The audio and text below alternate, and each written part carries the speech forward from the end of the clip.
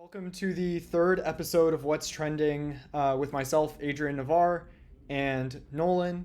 We're super excited to be continuing this series, and we've had a lot of interesting companies to talk about and a lot of interesting things to talk about today. Today we'll be talking about a little bit of our opinions on DeepSeek and some of the AI improvements that have been happening. Then we'll get into Corsair, Canada Goose, Decker Outdoors, which just announced earnings and had a pretty big reaction from the market.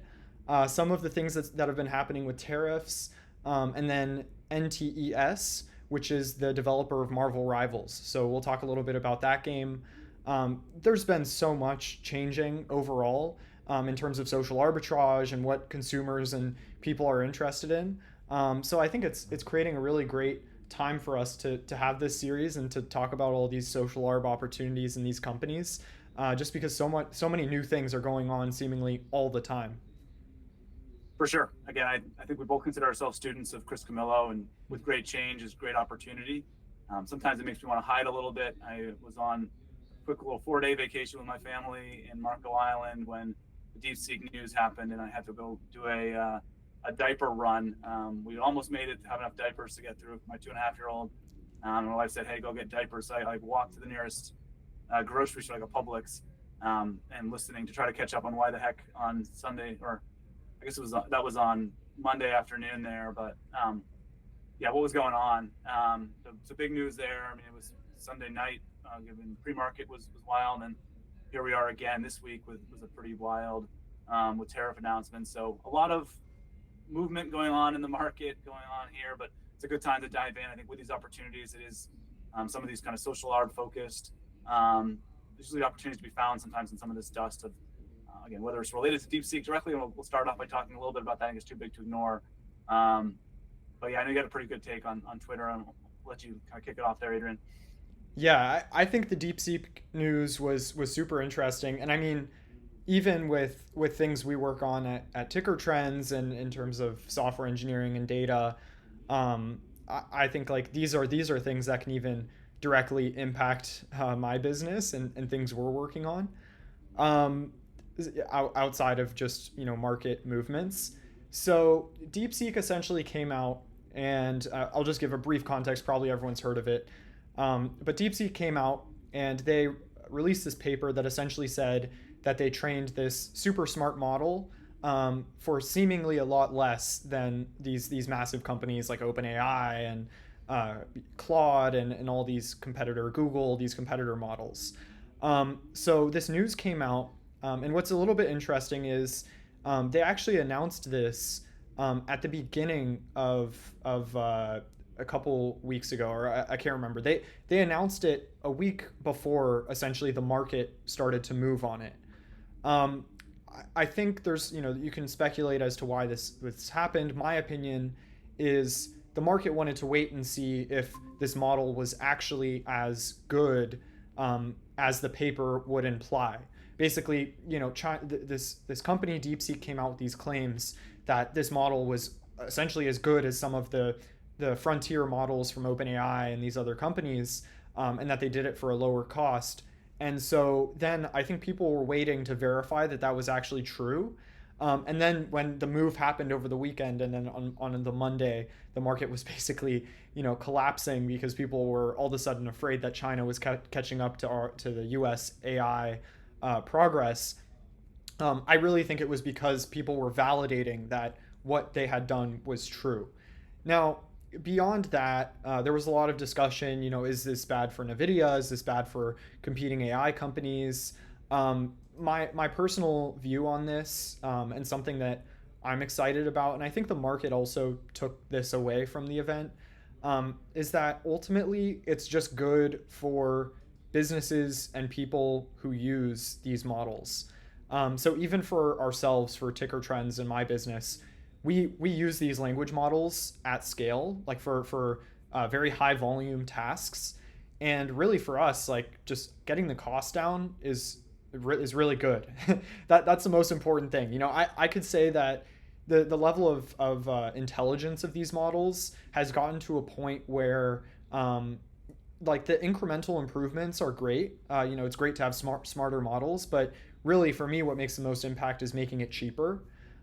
So having more competition to make models cheaper is really exciting for me. And I think ultimately the beneficiary will always be the businesses that have the real implementation or ability to implement the benefits from these models. And then I think, and I don't think this is like a groundbreaking opinion, but I think that the actual language models themselves, it's kind of a race to the cheapest and smartest models, anyways. And I think people know this. I mean, you have every big tech company trying to make their own foundation model.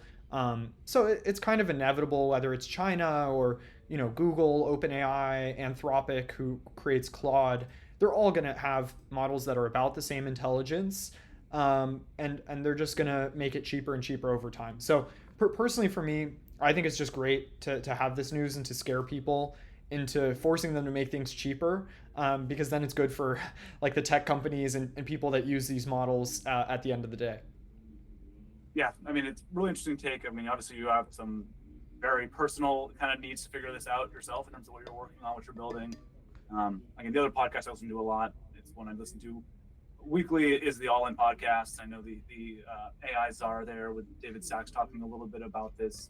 So like, I mean, you saw me, I hope it's not too distracting as I'm writing up as we go along, as my mind's kind of thinking about this and trying to quantify awareness. I'm trying to quantify collective awareness and then figure how much that's going to matriculate or materialize, I should say, into stock market awareness. But I mean, words that have been really, and how much of the cost is going to be on the inference side. Again, admitting that I work for Chewy as a Google Ads guy. That's been my background. I'm not a developer. But so like, these are words I try to stay aware of and know working definitions of. But yeah, I mean, the word of Jevons paradox has been, I think Satya Nadella talked about it, where it's as things get cheaper to use, they actually get, I think it was with oil, as it got cheaper to use. I think the same thing was applied for the steam engine. As it got cheaper, there ends up being more use, more demand. So is that going to benefit NVIDIA? Again, I think there's enough risk in the short term where I mean, it's been my largest equity position, and I have been scaling it back just as it's gotten to be outsized for me. Just kind of trying to have some kind of like daily cost exiting a little bit just as prior to this. And I accelerated that a little bit without trying to be, I saw the vast majority I did before this hit. The 17% haircut was enough on the move before pre-market there when it first happened. So, but yeah, so it's an interesting space, and I think it is one that there's a democratization going to go on, that hopefully it is a small crew of less than 10 people that are building a cool data platform can be supercharged. So I'm hoping that's where this resolves. And there is something that's not just the big giant behemoths, the Mag 7, that's going to be swinging at each other that can afford to spend billions with a B on this, but it's something that is 1/20th the cost. I think, again, there is the question there, how much is this? Again, Chris Camillo talked about it too, of like, is this just the hedge fund that built this tool? I mean, they would have been reckless to not be shorting it. So again, who knows what's happening on there? China's an interesting player in general. So yeah, we'll see what's going on, but it definitely made it more interesting. We'll see. And see the market response here. Yeah, I think the thing to transition this on, I guess, is I think that it's just ironic. Well, I think with any new technology, you're gonna have these massive, groundbreaking things that happen all the time. People are gonna get scared. People's opinions are gonna change very quickly, and so to me, it's kind of expected for maybe NVIDIA or any of these AI narratives kind of can like change super fast, and I think that's kind of what happens. You saw that with the DeepSeek announcement, and then now it's one of those things where even just a week later, people almost forgot about it or don't talk about it anymore. Yeah, I think ultimately it's definitely diminishing in some areas there, but yeah, sorry to cut you off. Right. I think ultimately what it is the open source movement is always going to be the beneficiary of these things as well. So it makes things cheaper for people, and then also, in a way, I think this is my personal view on some of these AI things, is I think that there's still something to say for OpenAI be transitioning to this more for-profit organization, from from a nonprofit that was supposed to release everything openly. And it's like it's interesting to see how they react and respond to these things that happen from, you know, Meta launching their models open source, now this Chinese company launching their models open source. It's kind of an attack on their transition to being a closed source company. So I guess I thought that was interesting. But so we can get into the next company that kind of plays off of this in certain ways, Corsair, which, like you had mentioned earlier, Chris has also talked about this briefly, and I thought there's certain ways that this can connect to these open source models, and there's just a lot of interesting things going on with this. So I'll start with Chris's thesis that he brought up, that I thought was really cool, which is he mentioned that potentially people are going to be running their own language models more locally. And this can drive an additional outlet of consumer GPU sales. So Corsair, for those who aren't familiar, they produce things like peripherals and like gaming accessories, and then they also produce some level of hardware components to build computers. So this would be things like cases, power supplies, motherboards, graphics card, coolers. They sell all this. They have this big hardware segment where they sell all these things. So if people are building more personal computers, then that would be benefiting them. I think this is an interesting thesis to keep an eye on. What I'm displaying here on my screen is local LLM, the Reddit subscribers for this subreddit over time. And I think this to an extent proves Chris's initial point, which is that there is a massive increase, especially as things like DeepSeek happen and more high quality open source models come out that are also more efficient. People want to run these on local computers. And this will, to some extent, drive a lot of interest and discussion around purchasing or building your own computer with GPUs, and having that benefit the market. Now, something that we can also dive into maybe a little bit is that Corsair is still, to some extent, connected to gaming sales. And although people are building more LLM, like local LLM hardware, this doesn't necessarily still mean that Corsair will benefit from it, because NVIDIA and these graphics cards companies are still having to limit the supply that go to these consumers a lot, so that they can have enough production for their data center segments, which harms Corsair. So I guess, what do you think, Nolan, about Corsair? And I know there are even things I haven't mentioned about gaming popularity and some of the peripherals doing well.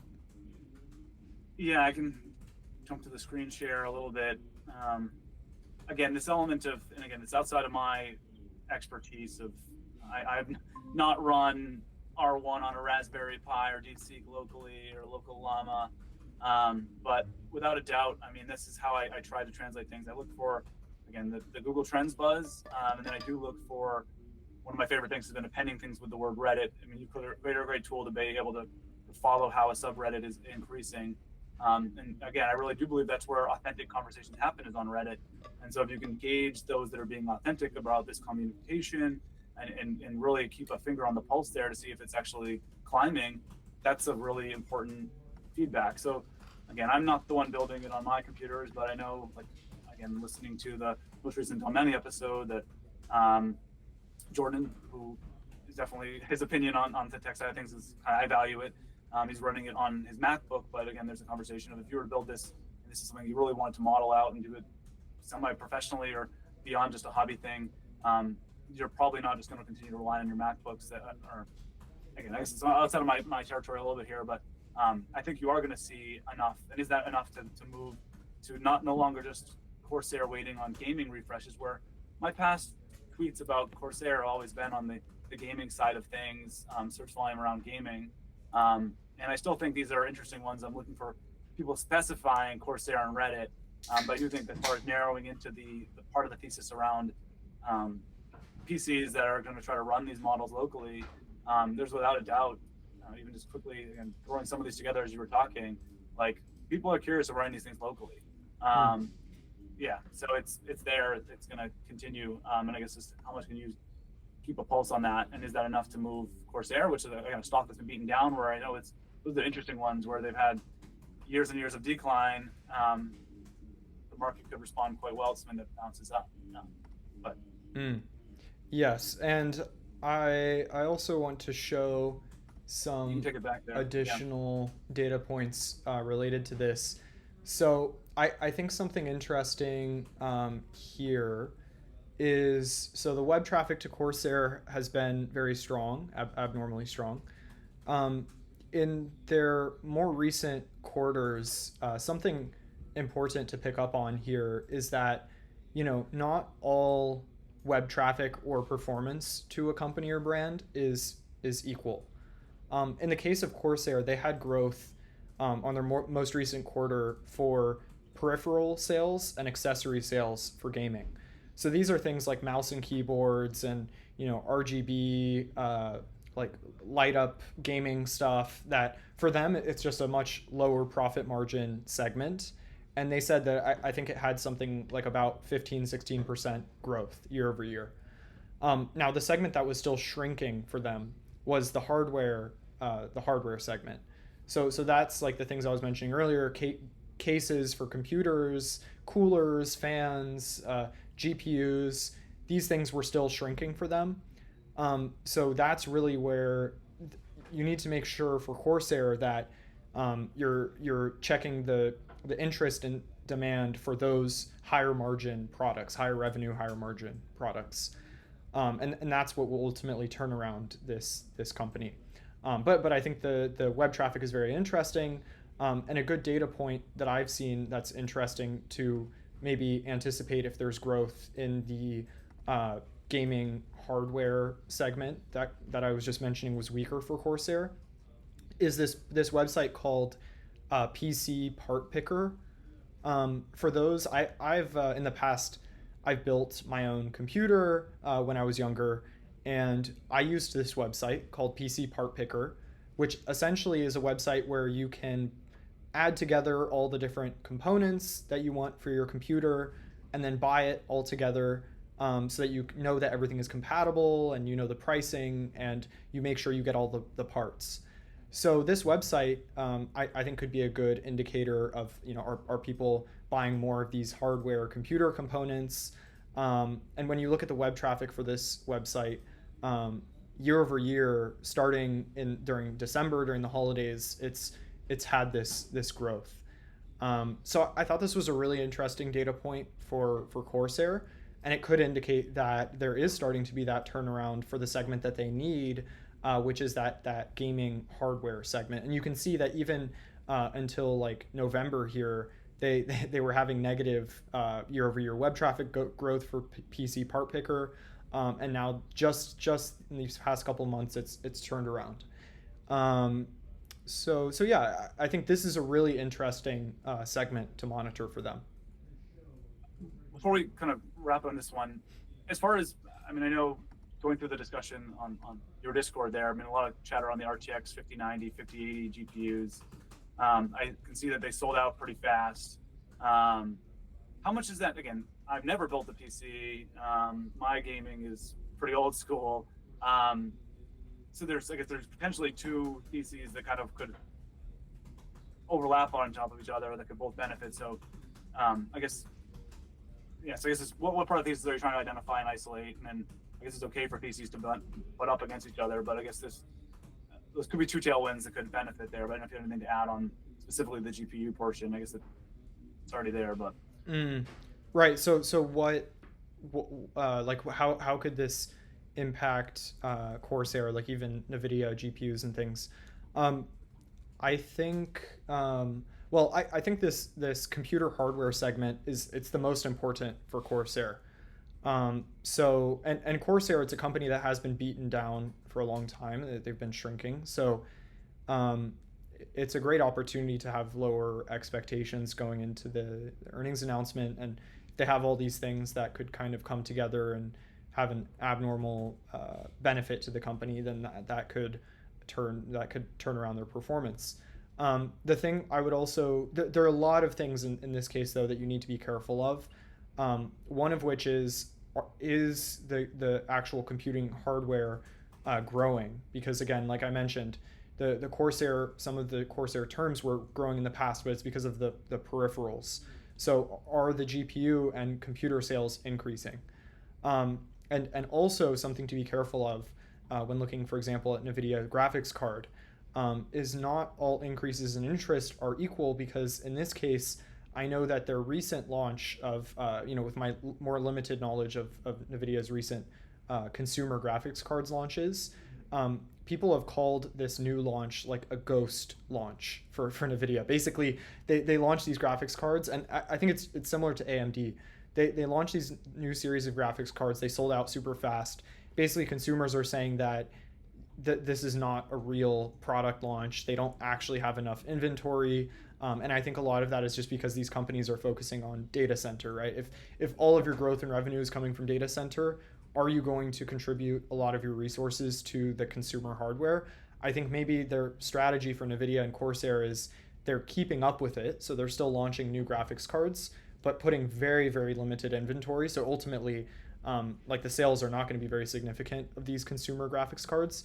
But then the reason why I think the interest, like you see with what I'm displaying right now, NVIDIA graphics cards is increasing, is I think because they are selling out and because it might be a little bit harder now for consumers to purchase these graphics cards. But it doesn't necessarily mean that more people are purchasing them, right? It just means that a lot of people want to be purchasing them.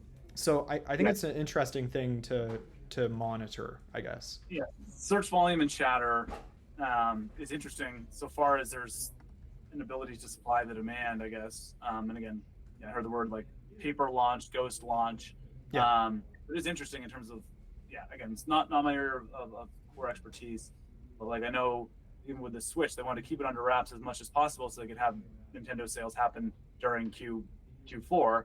It's just interesting how NVIDIA's, I don't know, it's just, I guess there's probably a reason for it, but like the top commenters were trying to prepare for this. As well, one video on it was like, she has the whole European inventory of RTX on her laptop, on the table there, like joking that there's not much out there, but interesting. There definitely seems to be some tailwinds here for Corsair, and it is interesting what NVIDIA is doing on top of this. So cool, we can hop to the next one if we. Yeah. So the next, this is a little bit different than some of the AI topics that we've been discussing.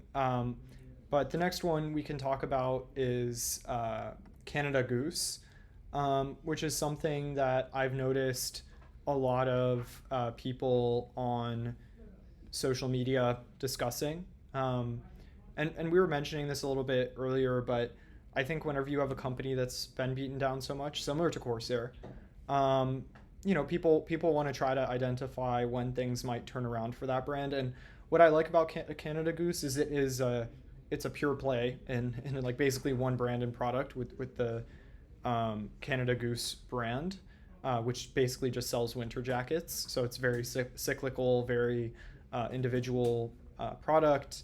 The only things I guess I wanted to briefly mention about this is that there's been strength in the winter coats, and I think we even talked about that a little bit in our last episode.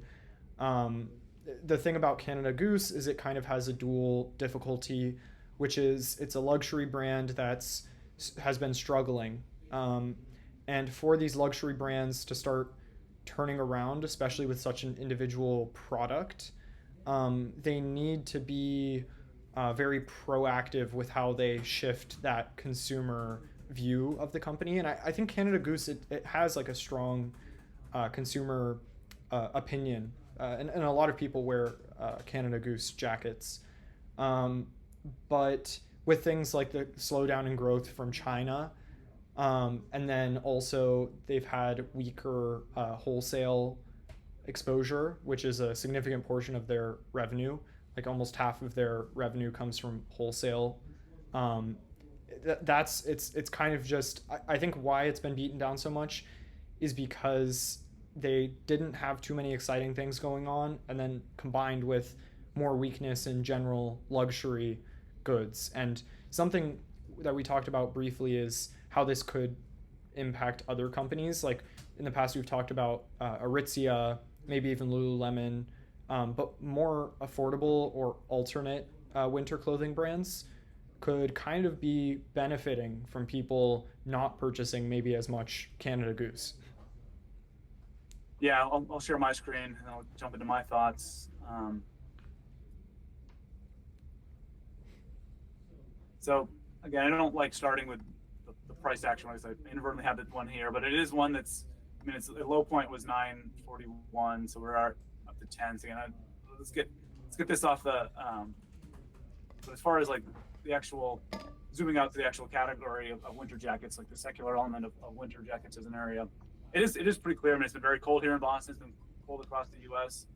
That there are some very strong year-over-year search volume for a lot of these areas. But again, who benefits? And I think you just talked about like, the popularity of Canada Goose. I think the person was buying a jacket because they're cold and they need to buy a jacket is probably less likely to buy $1,000 jacket. And maybe I'm wrong in that assumption. And he said maybe it is these all like Aritzias or these more smaller players that it's more of a practical need because you're actually cold rather than you're looking for the status symbol. I mean, I remember when it first started getting popular, and maybe this isn't when it first started, but like Daniel Craig on James Bond was wearing a Canada Goose jacket back then, and then it kind of was one of the beginning parts of getting the brand off the ground. But it is, again, what's good about it is the pure play. If you want to pure play winter jackets with a lot of them, areas, again, I do these interactions on Twitter, and here is more just to kind of start sharing some of my ideas, and if there's other ideas that are better, but like, I mean, VF Corp is one that's kind of beaten down. So they've got Vans as the big name that's been the kind of the problem child of their holdings. But they also own North Face. And so like North Face is doing well year over year. So it's going to be interesting to see how you play these ones. Again, these brands that own, or these companies that own lots of brands, it's really hard to isolate the individual piece. I've had a Lululemon position really since, I think I've timed it pretty well in terms of when it was pretty sold off heavily. I was still pretty confident it was going to be some good year over year. So at some point middle of last year, and again, I did not buy or enter my position for Lululemon because of the jackets, but just speak to this brand as one that's in green here. You see it climbing. I mean, it's kind of amazing. I mean, I think of winter jackets, I always think of North Face, and now we're at a point where a quarter, or I guess more like a third of the volume of Lululemon jackets, North Face jackets, speaks to how that brand is catching up. So I do like to layer Google Trends as a means of quantifying the race. Again, I know that Creative Pop does a good job of all the other elements to measure the race as well, not just this one view. So again, I think jacket sales, I feel with 100% confidence there's more jacket sales this year than last year. I think the hard part is where do you decide who's going to most benefit from it, and then you layer on top of it an element like tariffs in Canada or wherever else. Canada Goose is, even if it's like the perception of them being made in Canada because of the name. Anyways, it's we'll see. Right. And I mean something interesting, like you pointed out, Canada Goose, these jackets are $1,000, $1,500. It's a luxury product. When you look at the pricing of these other products, which like you mentioned, right, you have this trend of like they're more winter coat sales. So then where is that flowing, right? Like you have all these consumers who want to buy these winter coats. Are they going to Canada Goose and buying more of them, or are they going to other brands? And are those brands taking share? When you look at the brands that are doing really well in winter coat sales, you'll notice a very big difference compared to Canada Goose, which is the pricing of these coats are very different, right? I mean, the Aritzia, one of their most trendy products was this super puff jacket, which, I mean, it's $250. It's a quarter or a sixth, an eighth of the price of Canada Goose. So I would personally be scared as someone who, if people are looking that Canada Goose is turning around, I would be scared to see strength in these products that are $200 from Lululemon, from Aritzia, even from North Face. I mean, these jackets are $100, $200. It's a fraction of the price of Canada Goose. And it's what we talked about when you look at Coach, when you look at these affordable luxury, consumers are kind of still a little bit cost conscious. So maybe they're not going back fully to buying these $1,000 coats yet. Maybe they're looking at more affordable options that are still trendy and still in style. Yeah, my wife has a Canada Goose jacket. It was one of the conversations. Are we going to get a new jacket this year? And I was able to convince her to at least hit the snooze button for one season. Because yeah, I mean they're well-made jackets that I don't know how long the refresh cycle is. But yeah, it's a tricky one. Again, I know Chris talks about the bucket if it's too hard to call. Goose would be that for me. Again, I wouldn't be nothing here for me to feel confident on a short or a long on Goose for earnings here.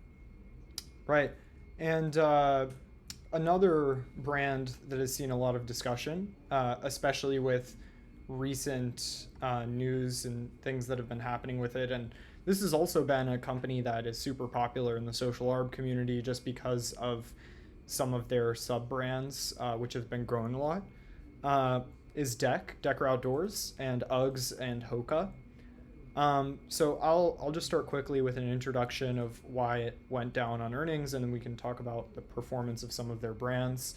Um, Essentially, they came out with some good numbers, but the thing that really scared the market was primarily just the guidance of their results. So they had actually quite decent results for the quarter, but they inserted some fear into the future growth of the brand to the market.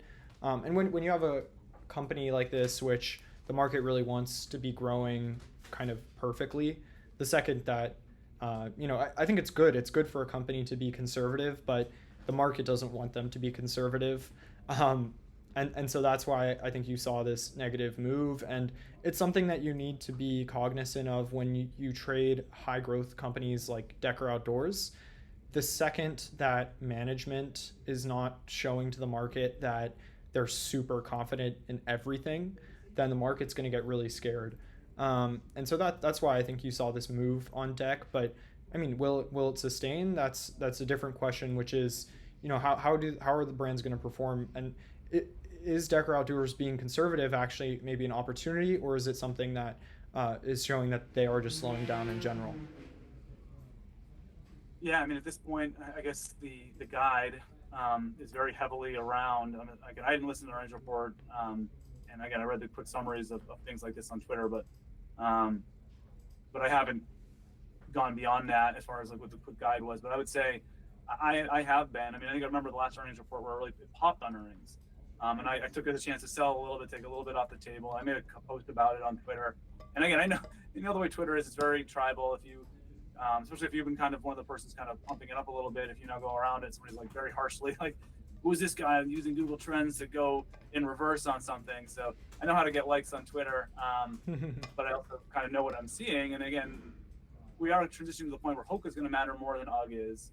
And again, Tasman, we talked about on the last one, the clogs were very popular there, and it's also kind of outside of the core became kind of like the urban fashion to wear Tasman um, clogs as a guy. So it's like definitely they've kind of leaped out of their core demographic to beyond. So again, that's good room for expansion. Hoka, again, I'm not sure Hoka's ever going to be a like a hyper beast, whatever the terminology is for a sneakerhead type product.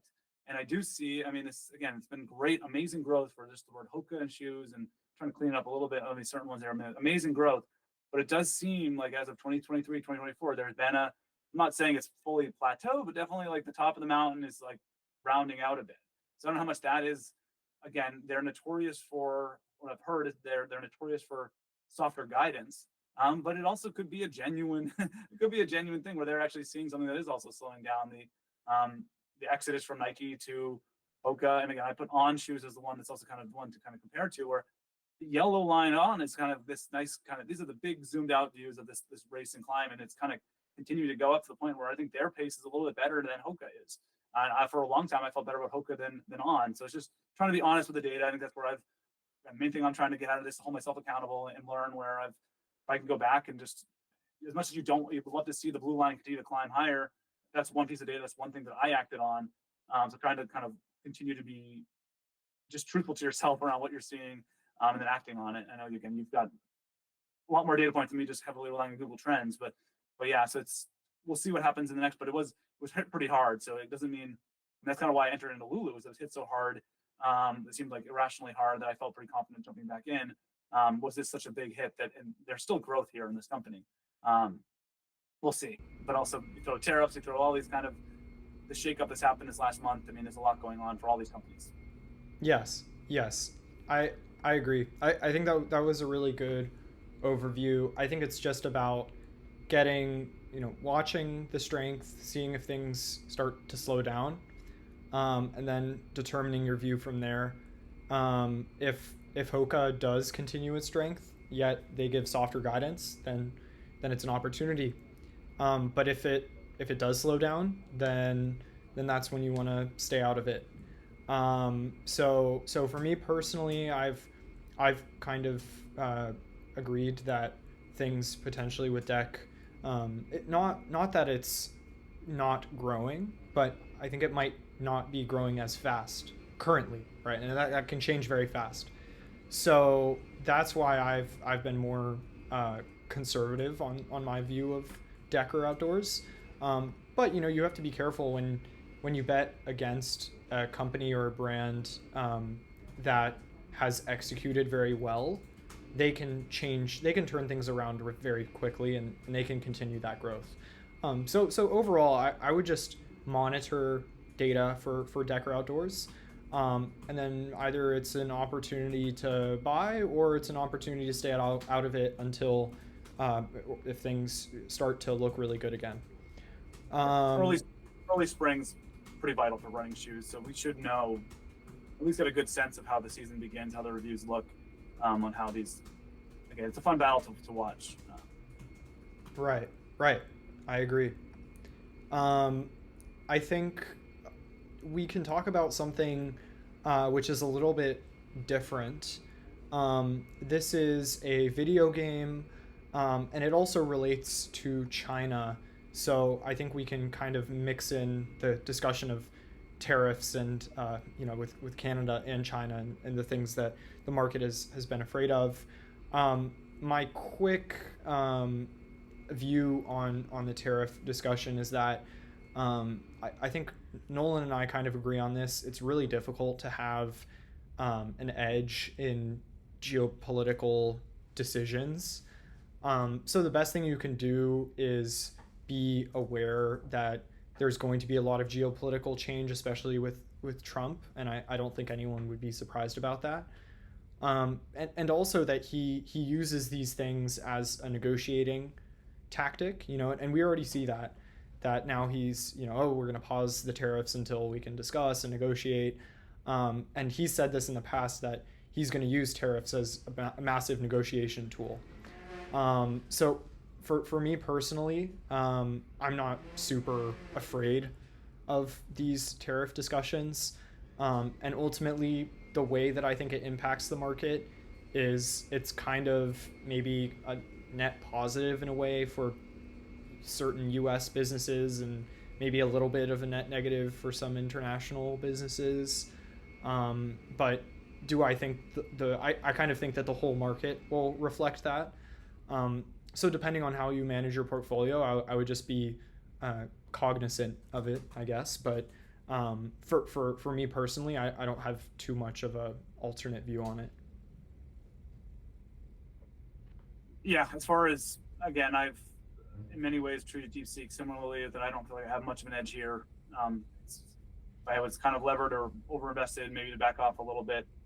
I've treated China that way for a while. I remember I was pretty heavy in Bilibili and things like that way back when I was confident that they were growing very fast. But I just kind of, anything that's Chinese related, I've always kind of stuck away here. But I mean, this Marvel Rivals, again, even as when we were prepping for this meeting a little bit, or this video a little bit, again, it's for me to be educated, because I've not played Overwatch, I've not played Rivals. I've watched a little bit of the streams. I've tried to keep up with it a bit here, but there does seem to be something that again, talk about like a sustained spike. There isn't just the initial hit. I mean, this is search volume, and again, I'm sure you have other means of which you can gauge the popularity of these games. I mean, it's something that looks sustained and looks to be sticking. And again, if it, as you mentioned, if it goes into something that becomes competitive esports, it is now it's a core game that's played there. I mean, then it's now something that people invest time and energy to really try to be good at and hone their skills at. And then it's yeah. So you can take it from here, Adrian, on what you have there. Right, right. Yes, so for those who aren't familiar, NetEase, NTES, it's a company which is a Chinese game developer. They happen to be the developer of this game, Marvel Rivals. As far as NetEase, the NTES, this Chinese game developer, it's quite a larger business. They have a lot of other things that go on in that game development studio.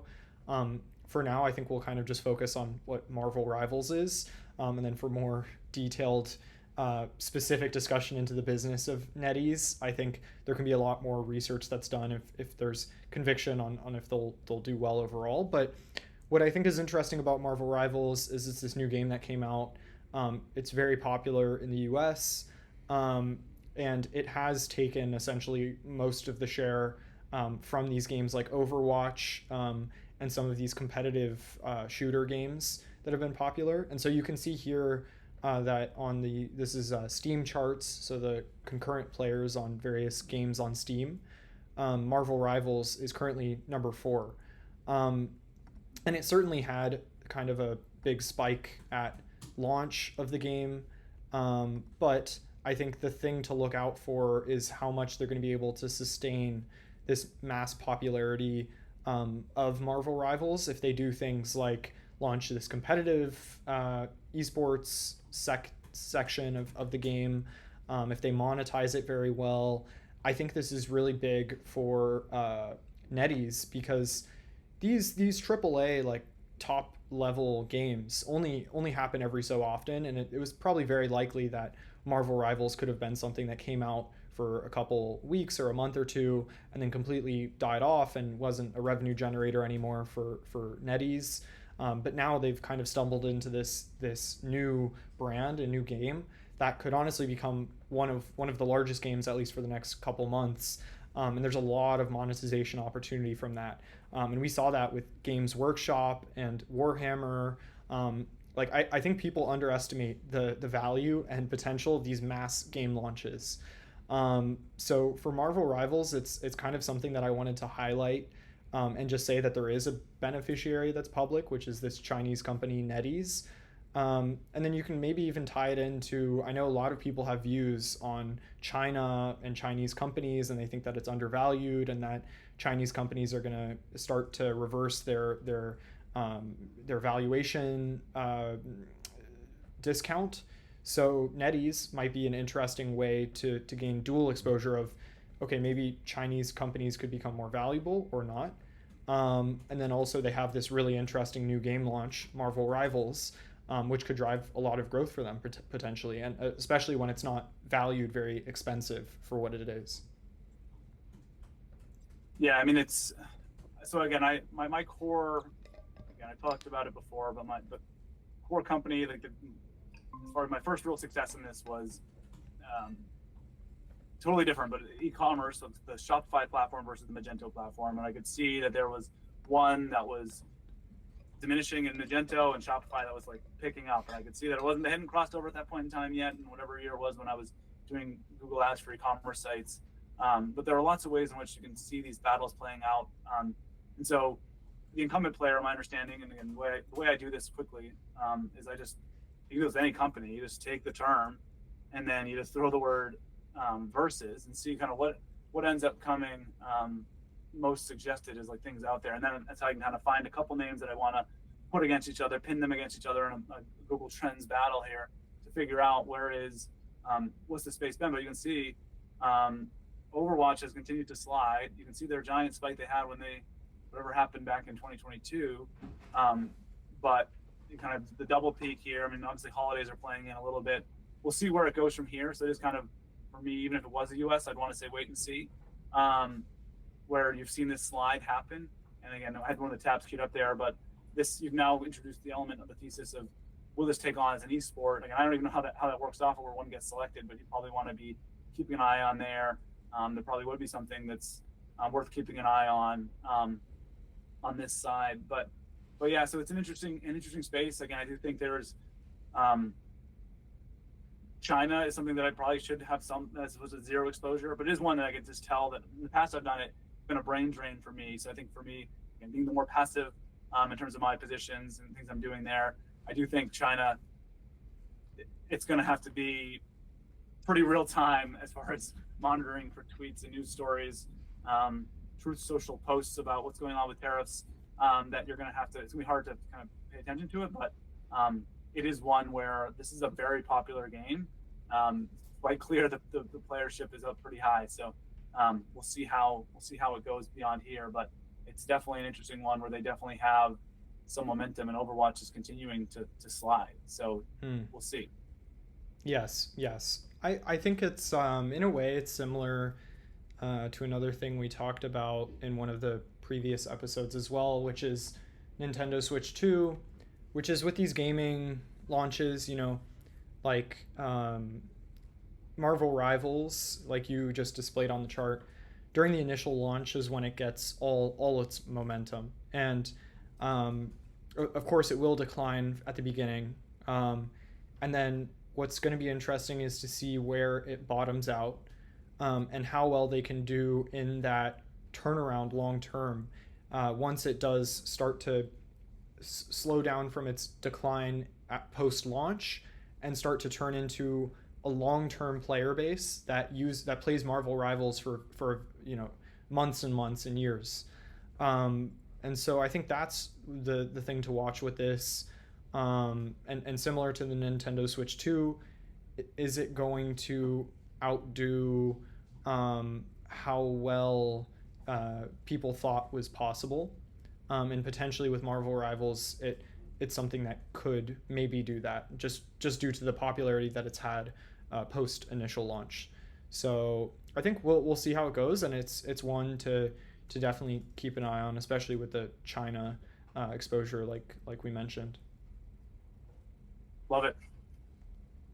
Awesome. Well, we covered a lot, all the way again from these clothing brands and tech companies, AI, and even video games, geopolitical things, and a lot of current events and news. Again, there's Weather. so much going on. Jackets. Yeah, we've hit it on quite a bit here. We've hit on so much. So yeah, I thought that was a really great overview of a lot of cool topics. And of course, if anyone has suggestions, make sure to discuss it with us on Twitter, in the links in the description, where Nolan and I will be linked on Twitter, or even across these various Discord communities. We always love to see discussion about these companies and things that we should talk about. But I'm super excited to continue this series with these new opportunities and events that are happening. Awesome. And if you guys have time, Adrien didn't plug it himself, but his video of his speaking engagement at the conference was really worth checking out. So it's a quick 8-minute one there. Gives you a better understanding of the platform. Definitely give that a watch. But yeah, reach out to either one of us on Twitter, on Discord. Happy to engage.